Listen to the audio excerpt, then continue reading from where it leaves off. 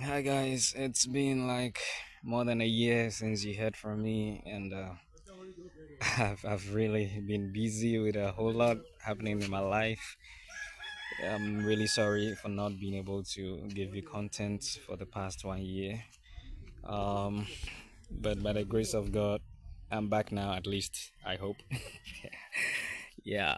First of all, I want to say a very big thank you to Rhode Island Roger. I believe I get the name right. Rhode Island Roger. I think, yeah. Um, whilst I was away, at least they did their best to check up on me and know what was going on. And I've been okay. I'm good, except for work and the life challenges. Mm, I've been doing pretty good. So welcome back to the new year. The whole of last year, 2025, I never released any content, and it's 2026. So this is my first video for the year, and I really want to apologize for being absent for that long. And I promise to try my best to give you more content this year and updates as well as reviews. So today I want to talk about my 36 36 tooth sprocket. I have upgraded from a 44 stock to 36, and then I've been using it. I just used it for I think 3 days now, and having issues. It did work. I did right. I enjoyed the ride, and the problem is not really with the sprocket. I would say I love the sprockets because it seemed to give me a top speed. Currently, I'm enjoying a top speed of about 62 kilometers per hour. I believe it could even reach 65, but only that our roads are very terrible, and I kind of slow down quite often than normal. But if the roads were so good and leveled, I could reach about 65 kilometers per hour. My previous top speed was, um, I think it was 57 with a 44 tooth, and I did an upgrade. Yeah, I did change my carburetor. I brought it to, I removed the stock carburetor, and this is the one that I'm using. The previous one, which was the stock one, was an NT carburetor. Well, I think that my autofocus is really messing up at the moment. Forgive me for that. Yeah, okay, I think it's getting it now. And this is what I'm using. And my previous carburetor was really robbing me of a lot of power. The stock carburetor, which was an NT carburetor, was robbing me of a lot of power, and I didn't know. It took me a while.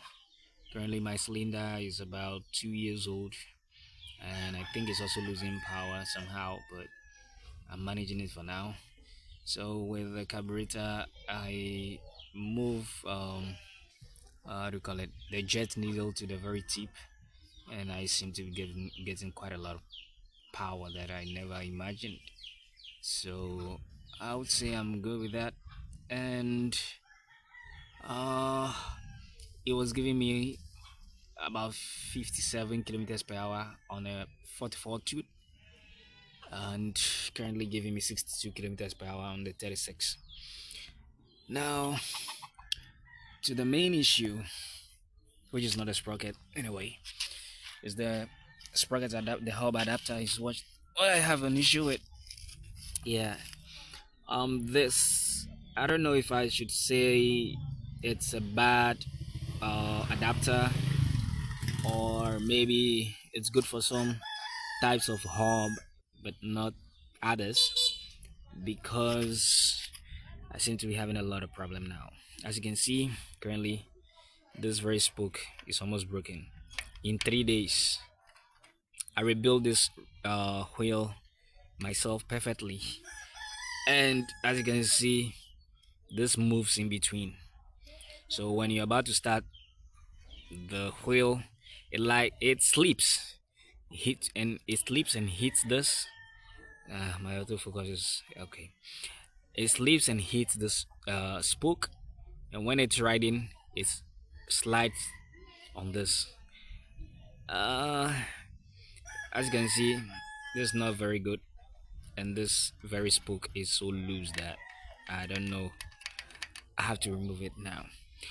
So with my experience, I thought it was gonna really be much more powerful, much more tuned, much more professional looking, but from my experience is worse than the spoke mounted ones. I think the spoke mounted ones are far better than this. It came with a rubber adapter at the end, at the tip, within which was placed inside a hole for and it came with so many adapters, I think about 3 adapters including this. But then after mounting it, it doesn't seem to really be effective. It's key. I've As you can see, there is very minimal gap in between where it has to be mounted, as you can see. And I had to use my um a wrench to, you know, tighten it down to the very least or the last space I could possibly do, you know.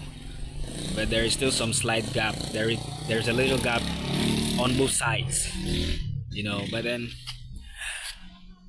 that is the then the highest point I could get it to hold tight, and this is the result I'm getting. So today I want to replace it and put back my spoke mount, because if I don't do that and I keep riding on this for maybe a week or two, I might have serious issues. I might just end up ripping off all the spokes in the rim. So today that's what I want to do, and this is my review on this. I don't think, well, maybe it might work for some hubs that might be larger than this. Well, I haven't seen a larger hub than this type before, but if there is, then maybe this is made for them, probably. That means you're going to take out the rubber adapter inside and then mount it directly to the hub. That way probably it might hold it tight. But if you're going to use this, I'm afraid you might just end up ripping off your spokes. I don't know if any of you have ever used it, and if that, yeah, I mean, this is your experience, I don't know. But with mine, this is what I am experiencing, and totally I think it's just a waste of money, and I definitely won't recommend this.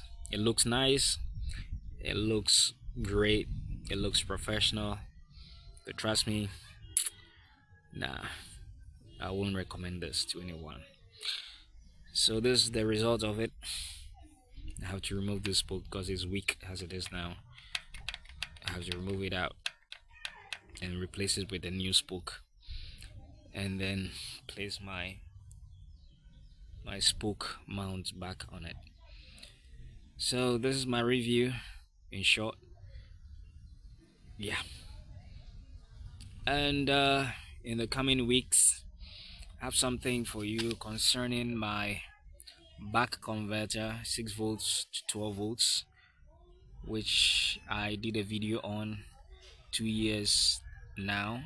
Okay, about a year now actually, or a year ago actually. Yeah, it's a year ago.